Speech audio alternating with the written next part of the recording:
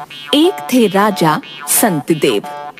हाथी और घोड़े की रेस उसे बहुत पसंद थी।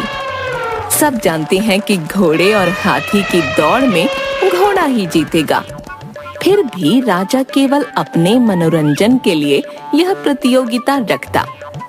हाथी दौड़ते हुए जब अपने भारी भरकम शरीर को हिलाता, उसे बड़ा मजा आता। इसी राज्य में मेहरचंद नाम का एक आदमी रहता था।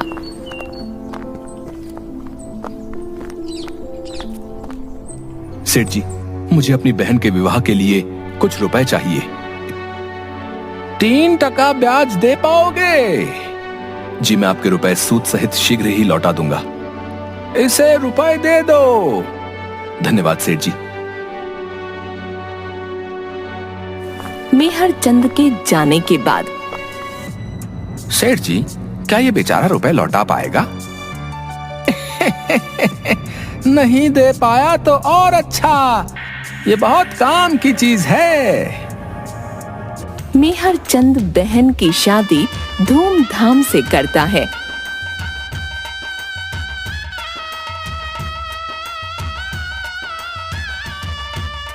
पर समय पर रुपये नहीं लौटा पाता। सेठ अपने आदमी को उसके पास भेजता है।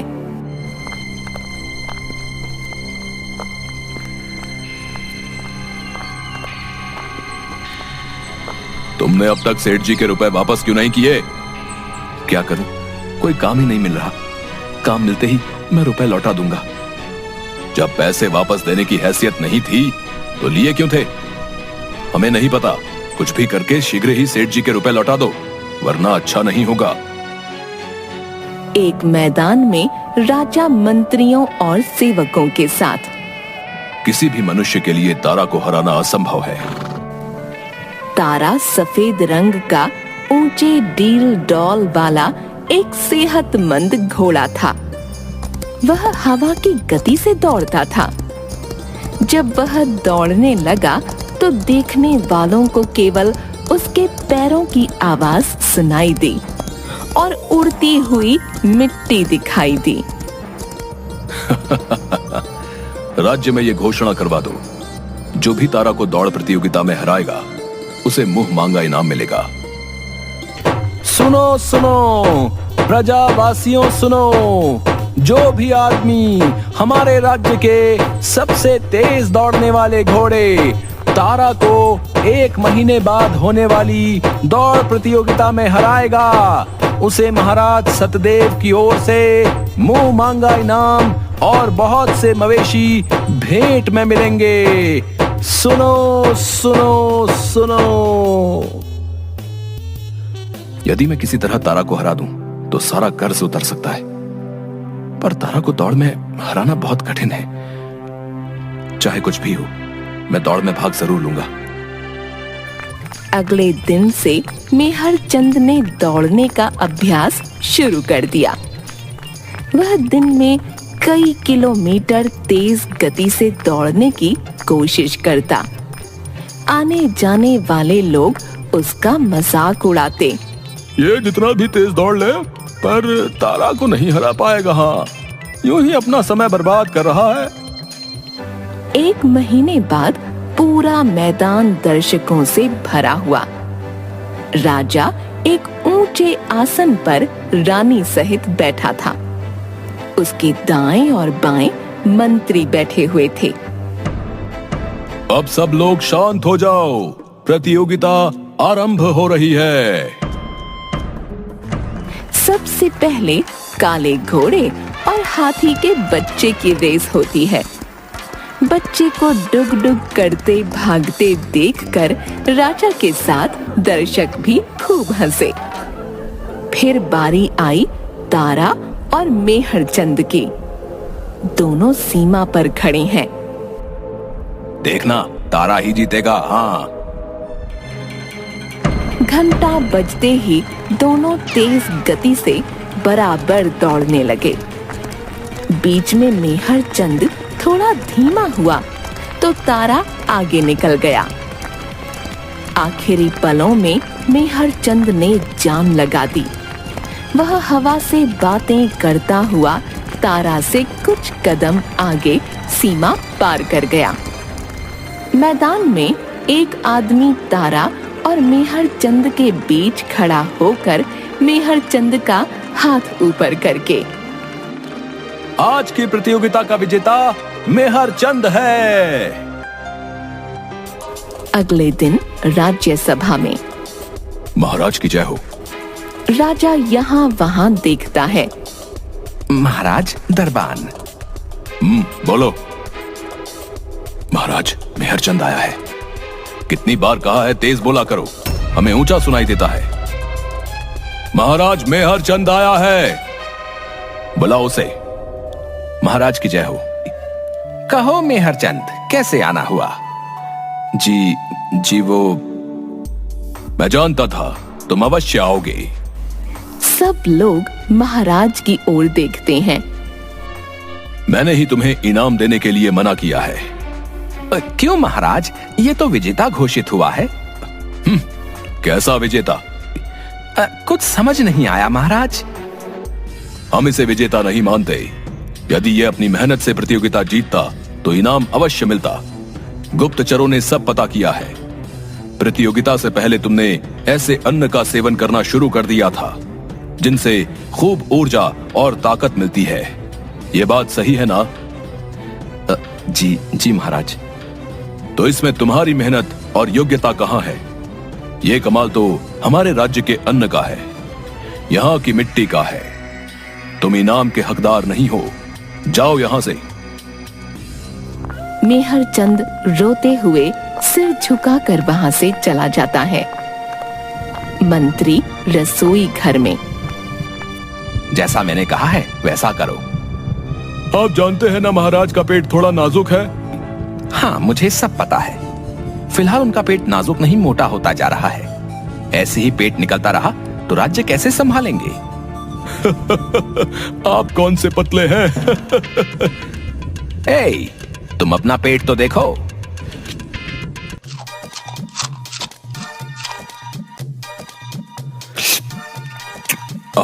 वाह, क्या स्वादिष्ट व्यंजन बने हैं। महाराज, आप कितना काम करते हैं। अभी आपको कई मुद्दे सुलझाने हैं। अच्छा, फिर थोड़ा और लेकर आओ। उसके बाद राज्यसभा में राजा बार बार कभी हिलता है तो कभी पेट पर हाथ रखता है। अगला मुद्दा है। लगता है कुछ ज्यादा ही खा लिया, पेट भारी हो रहा है। उसके बहुत रोकने पर भी पेट से पड़ की आवाज आती है। गैस निकल जाती है। सभी सभासद राजा की ओर देखने लगते हैं। वह चुपचाप उठकर बगीचे में चला जाता है। राजा बगीचे में पेट पकड़कर टहलते हुए। आज इतना अपच कैसे हो गया? पेट से लगातार गैस निकलती, पड़ की आवाज आती है। महाराज, राज्यसभा में सभी आपकी प्रतीक्षा कर रहे हैं। देखते नहीं मेरी क्या दशा है। अब कोई सभा नहीं। वैद्य जी को शीघ्र बुलाओ। राजा के पेट से गैस निकलना और डकार आने का सिलसिला थमने का नाम नहीं लेता। महाराज, वैद्य जी किसी दूसरे गांव गए हैं, सुबह तक आएंगे। कोई नींबू पानी लेकर आओ। अगले दिन राजा का पेट खराब हो जाता है। उसे दस्त लग जाते हैं। वह पेट पकड़ कर बार बार शौचालय जाता है। महाराज, आप चिंता मत कीजिए, वैद्य जी आते ही होंगे। नहीं आए तो उठा लाओ। आइए वैद्य जी, देखिए महाराज को क्या हो गया। क्या हुआ महाराज? ऐसे ऐसे ऐसे हो रहा है। वैद्य जी, ये कोई गंभीर समस्या तो नहीं? महाराज, आपको अपच है। खाते पीते लोगों को मेरा मतलब अक्सर यूं ही हो जाता है। हमारे पेट का बुरा हाल है और आपको यूं ही लग रहा है। ये औषधि ले लीजिए। राजा के औषधि लेने के बाद वैसे महाराज ने भोजन में क्या खाया? जरा रसोइये को बुलाइए। रसोइया आकर हाथ जोड़कर खड़ा हो जाता है। महाराज ने क्या खाया था? जी वो मैं बताता हूँ, तुम जाओ। रसोइया चला जाता है। महाराज, आपने वही अन्न खाया जो मेहरचंद ने प्रतियोगिता से पहले खाना शुरू किया था। क्या? क्यों? जब वो अन्न खाने से मेहरचंद हवा की तरह दौड़ सकता है, तो हमारे प्यारे राजा, आपको तो कितना काम करना पड़ता है। मुझे लगा इससे आपको दुगनी ऊर्जा और ताकत मिलेगी। मंत्री जी, आपसे ये उम्मीद नहीं थी। आप समझदार व्यक्ति हैं, जानते हैं कि इस तरह का अन्न ऐसे नहीं पचता। इसे पचाने के लिए कड़ा शारीरिक श्रम करना पड़ता है। केवल अन्न का सेवन करने से कुछ नहीं होता। शारीरिक श्रम? वैद्य जी, आपको क्या लगता है हम केवल सिंहासन पर बैठे रहते हैं? मंत्री जी, बताइए इन्हें, हम कितनी मेहनत करते हैं। सुबह नाश्ता और फल, दोपहर में 56 भोग, रात में उसका दुगना। मंत्री जी, हमारा शारीरिक श्रम बताइए। जी महाराज, शाम सवेरे सैर करते हैं और बहुत बोलते हैं। माफ कीजिए महाराज, दौड़ने और टहलने में बहुत अंतर होता है। मेरा अर्थ ऐसे श्रम से है जिसमें मनुष्य की देह और हड्डी एक हो जाए। शरीर मेहनत करेगा तभी ऐसे अन्न से ऊर्जा और ताकत मिलेगी। यह सुनकर मंत्री के चेहरे पर मुस्कान आ जाती है। धन्यवाद वैद्य जी। ठीक है, हमें अपनी भूल का एहसास हो गया है। कल मेहरचंद को बुलवाओ। सभा में हम तुम्हारी मेहनत को पहचान गए हैं। तुम इनाम के असली हकदार हो। मेहरचंद का चेहरा खिल जाता है। तुम कोई भी 50 मवेशी ले सकते हो। महाराज की जय हो। आज से तुम्हें सेना को दौड़ने का प्रशिक्षण देने के लिए नियुक्त किया जाता है। धन्यवाद महाराज, मैं मन लगाकर राज्य की सेवा करूंगा। राजा हाँ में सिर हिलाता है। अवश्य मेहरचंद, तुम इस राज्य का अन्न जो खाते हो। सभी लोग मंत्री की ओर देखने लगते हैं। इसके बाद सब सभा से जाने लगते हैं। राजा और मंत्री बात करते हुए। मंत्री जी, आप जानते हैं कि हमारा पेट नाजुक है, तो आपने अपनी बात समझाने का यह तरीका क्यों अपनाया? महाराज, कुछ बातें कान के रास्ते दिमाग में जाती हैं, तो कुछ पेट के रास्ते से।